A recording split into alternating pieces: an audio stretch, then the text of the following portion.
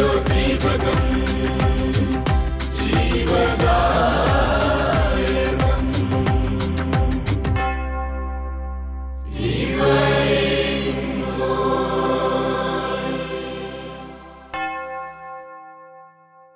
പിതാവിൻ്റെയും പുത്രൻ്റെയും പരിശുദ്ധാത്മാവിൻ്റെയും നാമത്തിൽ ആമേൻ. ഈശോയിൽ സ്നേഹം നിറഞ്ഞവരെ, ഗുഡ്നെസ് TV ഒരുക്കുന്ന ഡിവൈൻ വോയിസ് വചന സന്ദേശത്തിലേക്ക് ഏവരെയും ഏറെ സ്നേഹത്തോടെ സ്വാഗതം ചെയ്യുന്നു. നമുക്ക് പ്രാർത്ഥിക്കാം. പിതാവും പുത്രനും പരിശുദ്ധാത്മാവുമായ ത്രിയേക ദൈവമേ, അങ്ങ് വചനത്തിലൂടെ ഞങ്ങളോട് ആവർത്തിച്ച് ആഹ്വാനം ചെയ്യുന്നുണ്ടല്ലോ. ചേർന്ന് നിൽക്കുക, അടുത്തു വരിക, അനുഭവിക്കുക. സങ്കീർത്തനം 119, 162 ഇപ്രകാരം പങ്കുവയ്ക്കുന്നുണ്ടല്ലോ. വലിയ കൊള്ളമുതൽ ലഭിച്ചവനെ പോലെ ഞാൻ അങ്ങയുടെ വചനത്തിൽ ആനന്ദിക്കുന്നു. സങ്കീർത്തനം 119, 162. വലിയ കൊള്ളമുതൽ ലഭിച്ചവനെ പോലെ ഞാൻ അങ്ങയുടെ വചനത്തിൽ ആനന്ദിക്കുന്നു. ഈശോയെ, അങ്ങയുടെ വചനത്തിൽ ആനന്ദിക്കുന്ന മക്കളാകാൻ, ആനന്ദിക്കുന്ന മകനാകാൻ, ആനന്ദിക്കുന്ന മകളാകാൻ ഈ വചന നിമിഷങ്ങളെ ഞാൻ അങ്ങയുടെ മുമ്പിൽ ചിലവഴിക്കുമ്പോൾ അതിലൂടെ എന്നെ അനുഗ്രഹിക്കണമേ. അങ്ങയുടെ വചനത്തിൽ സദാ ആനന്ദിക്കുന്ന മക്കളുമാകാൻ ഞങ്ങളെ ഓരോരുത്തരെയും അങ്ങ് പരിശുദ്ധാത്മാവിനെ അയച്ച് അഭിഷേകം ചെയ്യുകയും ചെയ്യണമേ. പരിശുദ്ധ അമ്മ, വിശുദ്ധ പിതാവേ, ഞങ്ങളുടെ പ്രത്യേക മധ്യസ്ഥരെ, ഞങ്ങളുടെ മാലാഖമാരെ ഞങ്ങൾക്ക് വേണ്ടി മാധ്യസ്ഥം വഹിക്കണമേ. ആമേൻ. ഈശോയിൽ ഏറെ സ്നേഹിക്കപ്പെടുന്ന ഗുഡ്നെസ് TV പ്രേക്ഷകരെ, ഓർക്കുകയാണ്, ഒരു ധ്യാനാവസരത്തിൽ ഒരു മകനെ കണ്ടുമുട്ടാനായിട്ടിടയായി. അവനുമായി സംസാരിക്കുമ്പോൾ അവന് പ്രാർത്ഥനയോട്, വിശുദ്ധ കുർബാനയോട്, സ്തുതി കീർത്തനങ്ങളോട്, നന്ദി പ്രകാശങ്ങളോട് ഒന്നും താല്പര്യമില്ലാതെ നിൽക്കുകയാണ്. ആദ്യത്തെ 1-2 ദിവസങ്ങളിൽ പങ്കെടുത്തു കഴിഞ്ഞപ്പോൾ ആകപ്പാടെ അസ്വസ്ഥനാകുന്നത് കണ്ടു. അതുകൊണ്ട് വിളിച്ചു കാണാനായിട്ട്, സംസാരിക്കാനായിട്ടിടയായതാണ്. മകൻ പറയുകയാണ്, ഇതിനോടൊന്നും ഒട്ടും താല്പര്യമില്ല. അപ്പോൾ അതിൻ്റെ പിന്നിലേക്കൊന്ന് പോകാനായിട്ടിടയായി. എന്തുകൊണ്ട്, എന്നു മുതലാണ് ഈ താല്പര്യമില്ലാതെ പോയത്? അപ്പോൾ അവൻ പറഞ്ഞു, തുടക്കം മുതലേ പിഴച്ചതാണ്. അങ്ങനെ ഈ വാക്ക് തന്നെയാണ് അവൻ പറഞ്ഞത്, തുടക്കം മുതലേ പിഴച്ചതാണ് എന്ന് പറഞ്ഞാൽ. അപ്പോൾ പിന്നിലേക്ക് ഇച്ചിരൂടെ ആഴത്തിലൊന്ന് പോകാനായിട്ടിടയായി സംസാരിച്ച്. അപ്പോൾ അവൻ പറഞ്ഞു, അവന് ഓർമ്മയില്ല അപ്പനും അമ്മയൊക്കെ യഥാർത്ഥത്തിൽ അവനെ പ്രാർത്ഥനകൾ പഠിപ്പിച്ചതോ വിശുദ്ധ കുർബാനയ്ക്ക് പോകാനായിട്ട് ഓർമ്മപ്പെടുത്തിയതോ ഒന്നും. അപ്പനും അമ്മയും അവർക്ക് ഇഷ്ടമുള്ളതുപോലെ ജീവിച്ചു. അതിൻ്റെ പരിണിത ഫലമായിട്ട് ഇവനും ഇഷ്ടമുള്ളതുപോലെ പോയി. അതുകൊണ്ട് ഒരു നിയന്ത്രണവും ഇല്ലാത്ത അവസ്ഥയിലായി.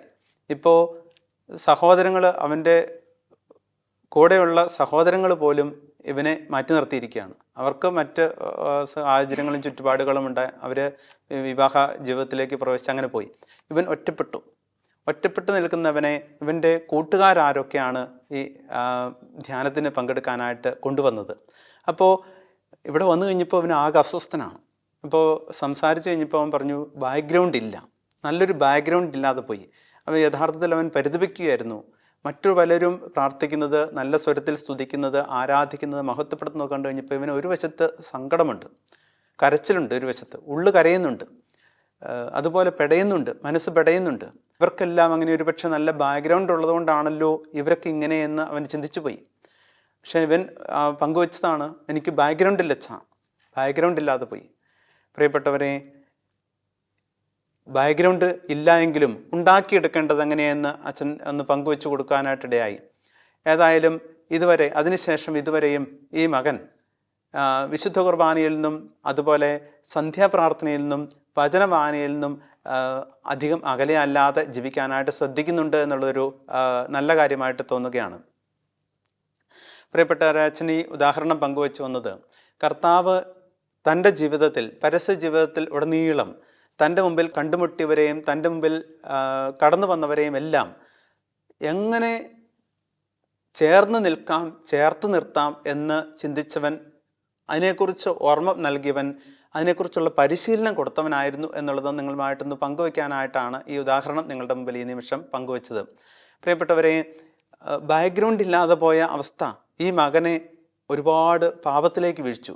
ബാക്ക്ഗ്രൗണ്ട് ഇല്ലാതെ പോയ സാഹചര്യം, ചുറ്റുപാട് ഈ മകനെ നിയന്ത്രണമില്ലാത്ത ജീവിതത്തിൻ്റെ ഉടമയാക്കി മാറ്റി.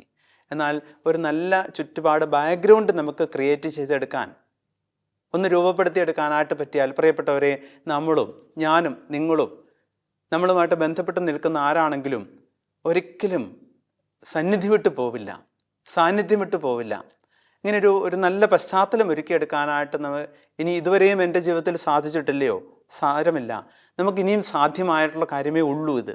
നമുക്കങ്ങനെയൊന്ന് തിരിച്ചറിയാനായിട്ടും ഒന്ന് തിരുത്തു വരുത്തേണ്ടടുത്ത് തിരുത്തു വരുത്തി ഒന്ന് പുതുക്കിയെടുക്കാനായിട്ടും പറ്റുവാണെങ്കിൽ ഏറ്റവും നന്നായിരിക്കും എന്ന് തോന്നുകയാണ്.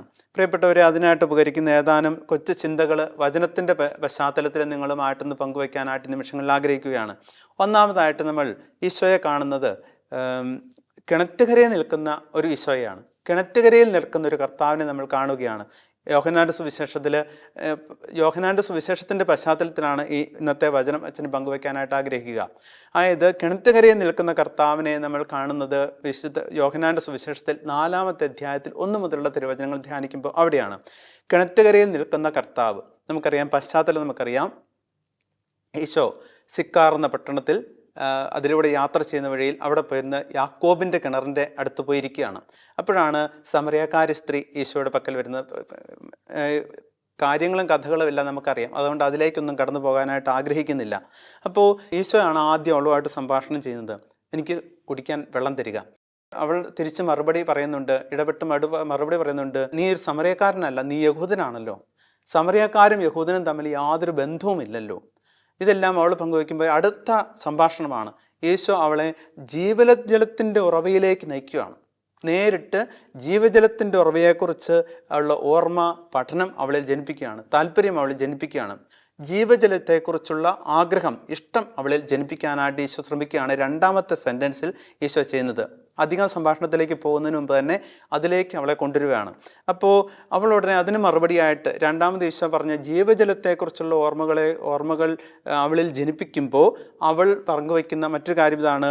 അവൾ വീണ്ടും സാധാരണ ജലത്തെക്കുറിച്ചുള്ള ചിന്തയാണ് അവൾ കിടന്നത്. കാരണം ഇത് അവൾക്ക് ഇത്രേ അറിയുള്ളൂ. അതുകൊണ്ട് അവൾ ഉടനെ പറയാണ്, വെള്ളം കോരാൻ നിൻ്റെ കയ്യിൽ പാത്രമില്ല, കിണറോ ആഴമുള്ളതും. അവളുടെ 2-ാമത്തെ വാക്കുകളാണ്. ഈശോ 2-ാമത് സംസാരിച്ച് കഴിഞ്ഞപ്പോൾ അതിനുള്ള മറുപടിയാണ്. അപ്പോൾ കിണർ ആഴമുള്ളതാണ്, നിൻ്റെ ഈ പാത്രവുമില്ല കോരാൻ.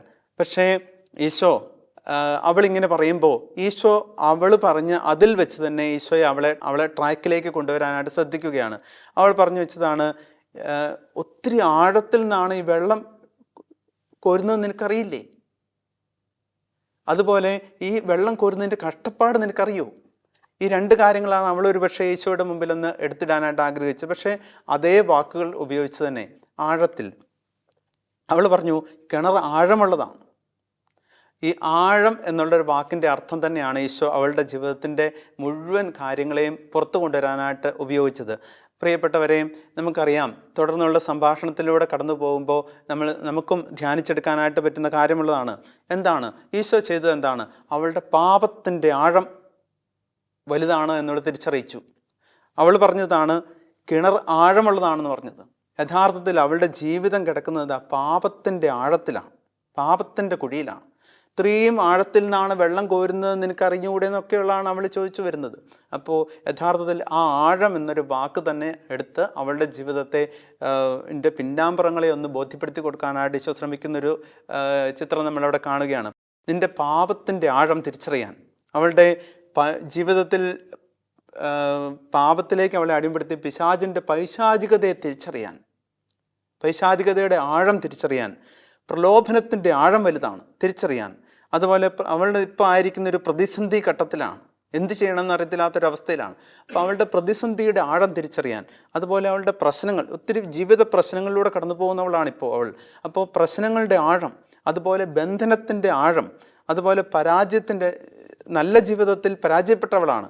അപ്പോൾ അവളുടെ പരാജയത്തിൻ്റെ ആഴം തിരിച്ചറിയാൻ, അവൾ ഒത്തിരി നിരാശപ്പെട്ടിരിക്കുകയാണ് ഇപ്പോൾ, അവളുടെ നിരാശയുടെ ആഴം തിരിച്ചറിയാൻ, അവളുടെ ഇല്ലായ്മ, ഒത്തിരി നല്ല അനുഭവങ്ങളെല്ലാം അവർക്ക് നഷ്ടപ്പെട്ടു പോയി ഈ പാപത്തിന് അടിമയായതുകൊണ്ട്. അപ്പോൾ അതുകൊണ്ട് ഇല്ലായ്മയുടെ ആഴം, അതുപോലെ ഞെരുങ്ങുകയായിരുന്നു യഥാർത്ഥത്തിൽ.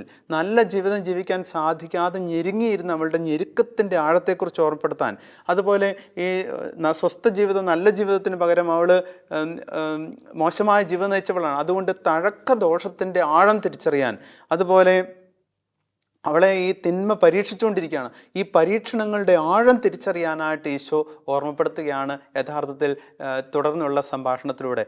അതിനുശേഷം ഈശോയിലേക്കുള്ള ആഴമില്ലായ്മ ആണ് നിന്നെ പാപത്തിൻ്റെ ആഴത്തിലേക്ക് കൊണ്ടുപോകാനായിട്ട് ഇടയാക്കിയത് എന്ന് ഉള്ള ബോധ്യത്തിലേക്ക് അവളെ എത്തിക്കുകയാണ് ഈശോ അവസാനം. പ്രിയപ്പെട്ടവരെ, അതുകൊണ്ട് ഈശോയിലുള്ള ആഴമില്ലായ്മ തിരിച്ചറിഞ്ഞ്, ഈശോയോടുള്ള അടുപ്പമില്ലായ്മ തിരിച്ചറിഞ്ഞ്, ഈശോയോടുള്ള ആഴവും ഈശോയോടുള്ള അടുപ്പവും അതിൻ്റെ ആഴവും വർദ്ധിപ്പിച്ചെടുക്കുക എന്നുള്ള ഒരു ഓർമ്മപ്പെടുത്തലാണ് അവൾക്ക് നൽകിയ അവസാനം. ഈശോയോടുള്ള അടുപ്പം എന്നും പറയുന്നത് എന്താണ്? അത് പ്രാർത്ഥനയിലൂടെ, ആരാധനയിലൂടെ, സ്തുതിയിലൂടെ, മഹത്വം നൽകലിലൂടെ ആർജിച്ചെടുക്കാനായിട്ട് പറ്റുന്ന കാര്യമാണ്. അപ്പോൾ ഇതാണ് അവർക്ക് യഥാർത്ഥത്തിൽ ഈശോ പഠിപ്പിച്ചു കൊടുക്കുക. അവളെ ആരാധിക്കാൻ പഠിപ്പിക്കുകയാണ്. ആരാധനയെക്കുറിച്ചൊക്കെ പഠിപ്പിക്കുന്നുണ്ട് ഈശോ. അവളുടനെ പറയുന്നുണ്ട്, ഈ മലയിലും ആ മലയിലും ആരാധിക്കുന്നു, ഞങ്ങൾ ആ മലയിൽ നിങ്ങൾ ഈ മലയിൽ ആരാധിക്കുന്നു, ഇതാണ് ആരാധന എന്നൊക്കെ പറഞ്ഞ് അവൾ പറയുമ്പോൾ ഈശോ യഥാർത്ഥത്തിൽ അവളെ ആരാധിക്കാൻ പഠിപ്പിച്ചു വിടുകയാണ്. ആരാധിക്കാൻ ഒരുക്കി വിടുന്നു, ആരാധിക്കാൻ പഠിപ്പിച്ചു വിടുന്നു. അങ്ങനെ അവളെ മറ്റൊരു പുതിയ സൃഷ്ടിയാക്കുകയാണ്. പഴയ സൃഷ്ടിയെ മാറ്റി എഫെസോസുകാർക്ക് എഴുതിയ ലേഖനത്തിൽ 4-ാമത്തെ അധ്യായം 24-ാമത്തെ വചനത്തിൽ പങ്കുവയ്ക്കുന്ന പോലെ പഴയതിനെ ഉരിഞ്ഞു മാറ്റി പുതിയ മനുഷ്യനെ രൂപപ്പെടുത്തി ധരിക്കുന്ന അവസ്ഥ, ആ രീതിയിലേക്ക് അവളെ എത്തിക്കുകയാണ്. ഇതാണ് കിണറ്റുകരയിൽ നിൽക്കുന്ന കർത്താവ്, യോഹന്നാൻ സുവിശേഷം അവതരിപ്പിക്കുന്ന കിണറ്റുകരയിൽ നിൽക്കുന്ന കർത്താവ് നൽകുന്ന വലിയ പാഠവും സന്ദേശവും പഠിപ്പിക്കലും ഇതാണ്. ആരാധിക്കാനായിട്ട് പഠിപ്പിച്ചു വിട്ടു, ഒരുക്കി വിട്ടു. ഇനി രണ്ടാമതായിട്ട് നമ്മൾ കാണുന്നതാണ് കൽഭരണികൾ അരികെ നിൽക്കുന്ന ഒരു കർത്താവിൻ്റെ ചിത്രം. അത് നമ്മൾ യോഹന്നാന്റെ സുവിശേഷം 2-ാമത്തെ അധ്യായത്തിലാണ് 1 മുതലുള്ള തിരുവചനങ്ങൾ കാണുക. കൽഭരണികൾക്കരികെ ആണ് ഈശോ നിൽക്കുന്നത്. എവിടെ? നമുക്കറിയാം, പശ്ചാത്തലം അറിയാം, കാനായിലെ കല്യാണ വിരുന്നാണ് പശ്ചാത്തലം. അപ്പോൾ അവിടെ കൽഭരണികൾക്കരികിലല്ല യഥാർത്ഥത്തിൽ, കൽഭരണികൾക്കരികെയാണ് എങ്കിലും കാലിഭരണികൾ അരികെ അല്ല ഈശോ നിൽക്കുക. മറിയമാണ് ഈ ഭരണികളെല്ലാം കാലിയാണെന്നുള്ളത് തിരിച്ചറിയുന്നത്. മറിയം പറയുകയാണ്, അവൻ പറയുന്നത് ചെയ്യുവിൻ. അപ്പോൾ ഈശോ നോക്കിക്കഴിഞ്ഞപ്പോൾ ഇടപെടാനായിട്ടുള്ള മാർഗം എന്താ? അവിടെയുള്ള ഭരണികളിൽ വീഞ്ഞ് നിറച്ച് കൊടുത്തു കഴിഞ്ഞാൽ ഒക്കെ ആവും, അവർക്ക് നല്ലൊരു അനുഭവമാകും. അതുകൊണ്ട് ഈശോ പറഞ്ഞു, ഈ കൽഭരണികളെല്ലാം വെള്ളം നിറയ്ക്കുവിൻ. അപ്പോൾ കാലിഭരണികളാണ് എന്ന് കണ്ടവൻ അതിനരികെയല്ല നിന്നത്, കൽഭരണികൾക്കരികെ നിന്നവൻ അതിൽ വെള്ളം നിറച്ചു കഴിഞ്ഞപ്പോഴാണ് ഇടപെട്ടത്. അപ്പോൾ കൽഭരണികൾക്കരികെ നിന്നവൻ കാലിഭരണികൾക്കരികെയല്ല, അതിൽ നിറഭരണികൾക്ക് അരികെയാണ് അവൻ നിന്നത്. അവിടെയാണ് ഇടപെടലും അത്ഭുതവും ഉണ്ടാവുന്നത്. അപ്പോൾ ആദ്യം അത് നിറയ്ക്കാനായിട്ട് പറഞ്ഞു, നിറച്ചു കഴിഞ്ഞപ്പോഴാണ് അതിൻ്റെ അരികെ ഈശോ പോയി നിൽക്കുക. അവിടെയാണ് ഇടപെടൽ ഉണ്ടാവുക, അവിടെയാണ് തുടർന്ന് അത്ഭുതം സംഭവിക്കുക. പ്രിയപ്പെട്ടവരെ, അതുകൊണ്ട് ഈ വീഞ്ഞ് എന്നുള്ളത് ഒരു പ്രതീകമാണ്. അത് എൻ്റെ ജീവിതത്തിൽ പരിശുദ്ധാത്മാവിൻ്റെ 12 ഫലങ്ങൾ കൊണ്ടുള്ള നിറവിനെയാണ് ഉദ്ദേശിക്കുക. ഈ ഫലങ്ങൾ എന്താണ്? സ്നേഹം, സ്നേഹത്തിൻ്റെ നിറവ്. കൽഭരണികളെല്ലാം വീഞ്ഞാണ് നിറഞ്ഞത്. അപ്പോൾ കാലിയായ എൻ്റെ ഈ ജീവിതത്തിൽ, ഈ മൺകുടീരത്തിൽ സ്നേഹം നിറയ്ക്കാനായിട്ട് പറ്റുക, കാരുണ്യം നിറയ്ക്കാനായിട്ട് പറ്റുക.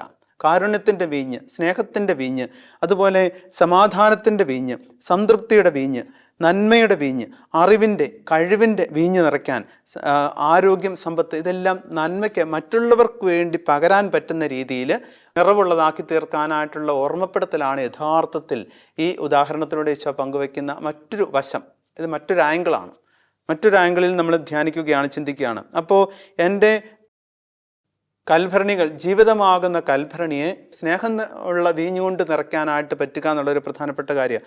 എങ്കിലിത് നിറഞ്ഞു കഴിഞ്ഞാലേ പകരാനായിട്ട് പറ്റത്തുള്ളൂല്ലോ. നിറകുടത്തിനെ തുളുമ്പാനായിട്ട് പറ്റുള്ളൂ, നമ്മൾ സ്കൂളിൽ പഠിച്ചിട്ടുണ്ട് എന്ന് പറഞ്ഞതുപോലെ നിറഞ്ഞു കഴിഞ്ഞാൽ അത് പകരാതിരിക്കാൻ പറ്റില്ല, പകർന്നു കൊടുത്തിരിക്കും എന്നുള്ളതാണ്. അപ്പോൾ ഒന്നുമില്ലാത്ത കാലിഭരണി പോലെ ഇരിക്കുന്ന എൻ്റെ ജീവിതത്തിൽ പാപനിമിത്തം നന്മകൾ വറ്റി, നന്മകളില്ലാതെ കാലിയായപ്പോഴുള്ള എൻ്റെ ഈ ജീവിതത്തിൽ അത് സ്നേഹത്തിൻ്റെ കരുണയുടെയൊക്കെ വീഞ്ഞു നിറയ്ക്കാനായിട്ട് ഇടയാക്കുന്ന സാഹചര്യം കർത്താവിൻ്റെ വരവോടുകൂടിയാണ്. കർത്താവ് അടുത്ത് നിന്നാൽ തീർച്ചയായിട്ടും ഇത് നിറയും, അവിടെ ഇടപെടലുണ്ടാവും, അത്ഭുതമുണ്ടാവും. അതാണ് കൽഭരണികൾക്കരികെ നിന്ന കർത്താവ് ചെയ്ത കാര്യം. അതാണ് അങ്ങനെ പകരാൻ പാകത്തിന് ആക്കി എന്നുള്ളതാണ്. എൻ്റെ ജീവിതത്തിലുള്ള ഈ കഴിവുകൾ അല്ലെങ്കിൽ പരിശുദ്ധാത്മാവിൻ്റെ 12 ഫലങ്ങൾ എന്നിൽ നിക്ഷേപിച്ചിരിക്കുന്നത്, സ്ഥൈര്യലേപനം എന്ന ഉദാശയിലൂടെ നിക്ഷേപിച്ചിരിക്കുന്ന ഈ 12 ഫലങ്ങൾ പകരാൻ തക്ക രീതിയിൽ എന്നെ ഒരുക്കുന്നത് എൻ്റെ കാലിയായ എൻ്റെ ഈ ജീവിതത്തിൻ്റെ മുമ്പിൽ നിൽക്കുന്ന കർത്താവിൻ്റെ സാന്നിധ്യമാണ്. തിരിച്ചറിയാനായിട്ട് നമുക്ക് പറ്റട്ടെ എന്ന് ആശംസിക്കുകയാണ്, പ്രാർത്ഥിക്കുകയാണ്. അതുപോലെ മൂന്നാമതായിട്ട് അച്ഛൻ പങ്കുവയ്ക്കാനായിട്ടുള്ളതാണ് കുളക്കരയിൽ നിൽക്കുന്ന ഒരു കർത്താവിൻ്റെ ചിത്രം. യോഹന്നാന്റെ സുവിശേഷം 5-ാമത്തെ അധ്യായത്തിൽ 1 മുതലുള്ള തിരുവചനങ്ങൾ നമ്മളെ ഓർമ്മപ്പെടുത്തുന്നുണ്ട്. കുളക്കരയിൽ നിൽക്കുന്ന ഒരു കർത്താവിൻ്റെ ചിത്രം. നമുക്കറിയാം, ജീവിതം കിടന്നു തീർക്കേണ്ടതല്ല എന്നുള്ള ഓർമ്മപ്പെടുത്തലാണ് ഈ തളർവാദ രോഗിയുടെ ജീവിതത്തെ അവിടുന്ന് പൊക്കിവിടുമ്പോൾ ഈശോ ഓർമ്മപ്പെടുത്തുക. 38 വർഷമായിട്ട് കുളക്കരയിൽ കിടക്കുകയാണ്.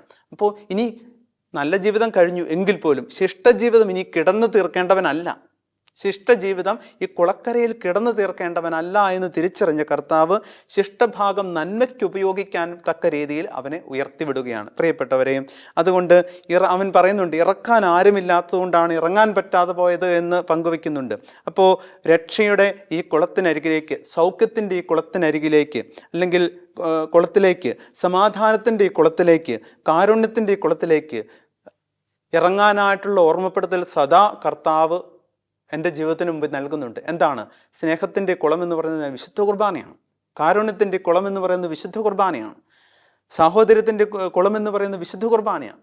അതുപോലെ ഇതാണ് സ്നേഹകൂദാശ. ഈ പരിശുദ്ധ കുർബാനയോളം എത്തുക, പരിശുദ്ധ കുർബാനയുടെ പക്കലേക്ക് എത്തുക എന്നുള്ളതാണ് ഓർമ്മപ്പെടുത്തുക. ഇതാണ് കുളത്തിനരികെ വരിക എന്ന് പറഞ്ഞാൽ. കുളത്തിനരികെ നിന്ന കർത്താവ്, കുർബാനയിൽ നിൽക്കുന്ന കർത്താവ്. അങ്ങനെ തന്നെയാണ് നമുക്ക് അത് ധ്യാനിക്കാനായിട്ട് പറ്റുക. അപ്പോൾ ഇറക്കാൻ, കുർബാനയിലേക്ക് ആദ്യം ഞാൻ അടുക്കുക, എന്നിട്ട് അടുക്കാതെ നിൽക്കുന്ന, അകന്നു നിൽക്കുന്നവരെ അടുപ്പിക്കുക. ഇത് എൻ്റെ ദൗത്യമാണ്. വിശുദ്ധ കുർബാന എനിക്ക് പറഞ്ഞു തരുന്ന, വിശുദ്ധ കുർബാന എനിക്ക് അനുഭവവേദ്യമാക്കി തരുന്ന വലിയൊരു കാര്യമാണ്. നീ വിശുദ്ധ കുർബാനയിൽ പങ്കെടുത്തോ എങ്കിൽ വിശുദ്ധ കുർബാനയിൽ പങ്കെടുക്കാൻ പറ്റാത്ത ആരെങ്കിലും ഉണ്ടോ നിൻ്റെ ജീവിതത്തിൻ്റെ ഏതെങ്കിലും വശങ്ങളിൽ, അവരെയും വിശുദ്ധ കുർബാനയിലേക്ക് എത്തിക്കുക. അത് നിൻ്റെ ദൗത്യമാണ്. വിശുദ്ധ കുർബാനയിൽ പങ്കെടുക്കുന്ന എൻ്റെ ദൗത്യമാണ് വിശുദ്ധ കുർബാന അറിയാത്ത, വിശുദ്ധ കുർബാനയെ മനസ്സിലാക്കാത്ത, വിശുദ്ധ കുർബാനയിൽ എത്താത്ത വ്യക്തിയെ അല്ലെങ്കിൽ വ്യക്തികളെ വിശുദ്ധ കുർബാനയിലേക്ക് എത്തിക്കുക എന്നുള്ളത്. ഈ ദൗത്യം നമ്മൾ ഏറ്റെടുക്കണം. ഇതും ഈ ഉദാഹരണത്തിലൂടെ ഈശോ നമുക്ക് പങ്കുവെച്ച് തരുന്ന കാര്യമാണ്. അപ്പോൾ കിണറിനെ കുറിച്ചുള്ള ഓർമ്മ, കുളത്തെക്കുറിച്ചുള്ള ഓർമ്മ എപ്പോഴും നമ്മളെ 2 കാര്യങ്ങളാണ്. കിണറ്റിനരികെ നിന്ന കർത്താവ്, കുളക്കരയിൽ നിന്ന കർത്താവ്. ഇതിനെക്കുറിച്ചുള്ള ഓർമ്മ നമ്മളെ സദാ ശല്യപ്പെടുത്തുന്നുണ്ടെങ്കിൽ തീർച്ചയായിട്ടും അതിലേക്ക് നമ്മൾ മറ്റുള്ളവരെ നമുക്ക് അടുപ്പിക്കാനും എത്തിക്കാനും സാധിക്കും എന്നൊരു വശം ഉണ്ട് എന്നുള്ളത് നമുക്ക് തിരിച്ചറിയാനായിട്ട് പറ്റട്ടെ. പ്രിയപ്പെട്ടവരെ, 4-മതായിട്ട് പങ്കുവയ്ക്കാനായിട്ടുള്ളതാണ് കല്ലറക്കരികെ നിൽക്കുന്ന ഒരു കർത്താവിൻ്റെ ചിത്രം. കല്ലറക്കരികെ നിൽക്കുന്ന കർത്താവിൻ്റെ ചിത്രം നമ്മൾ കണ്ടു. കിണറ്റുകരയിൽ നിൽക്കുന്ന കർത്താവ്, കൽഭരണികൾക്കരികെ നിൽക്കുന്ന കർത്താവ്, കുളക്കരകളിൽ നിൽക്കുന്ന കർത്താവ്, അതുപോലെ 4-മതായിട്ട് കല്ലറക്കരികെ നിൽക്കുന്ന കർത്താവ്. യോഹന്നാന്റെ സുവിശേഷം 20-ാമത്തെ അധ്യായത്തിൽ 16 മുതലുള്ള തിരുവചനങ്ങൾ നമ്മൾ വായിക്കുമ്പോൾ ധ്യാനിക്കാൻ പറ്റുന്ന കാര്യങ്ങളാണ്. കല്ലറക്കരികെ നിൽക്കുന്ന കർത്താവ്. നമുക്കറിയാം, ഉദ്ധാനത്തിൻ്റെ അനുഭവമാണ് പിന്നീട് ഉള്ളത്. അപ്പോൾ ഈ കല്ലറക്കരികെ നിൽക്കുന്ന കർത്താവിനെ ആദ്യം അവൾ കണ്ടില്ല. ആര്? മഗ്ദലന മറിയം. അവളാണല്ലോ പ്രഭാതത്തിൽ ആദ്യം കല്ലറക്കരികിലേക്ക് എത്തുന്നത്. ഈശോയെ സുഗന്ധതൈലം പൂശാൻ വേണ്ടി ചെന്നതാണ്. പക്ഷേ ചെല്ലുമ്പോൾ എന്താ? ശൂന്യമായ കല്ലറയാണ് കാണുക. ശൂന്യമായ കല്ലറ, അവിടെ ആരുമില്ല. അപ്പോൾ നമ്മൾ കാണുന്നുണ്ട്, അവൾ യഥാർത്ഥത്തിൽ അവളുടെ മുഖം എന്ന് പറയുന്നത് ഒന്ന് ധ്യാനിച്ചു കഴിഞ്ഞാൽ തിരിച്ചറിയാൻ പറ്റും, നിരാശയുടെ മുഖമാണ്. കർത്താവിന് മരിച്ചതാണ്, മരണത്തോടുകൂടി നഷ്ടപ്പെട്ടതാണ്. എങ്കിലും ഇതാ കല്ലറയിൽ നിന്നും പോലും നഷ്ടപ്പെട്ടിരിക്കുന്നു.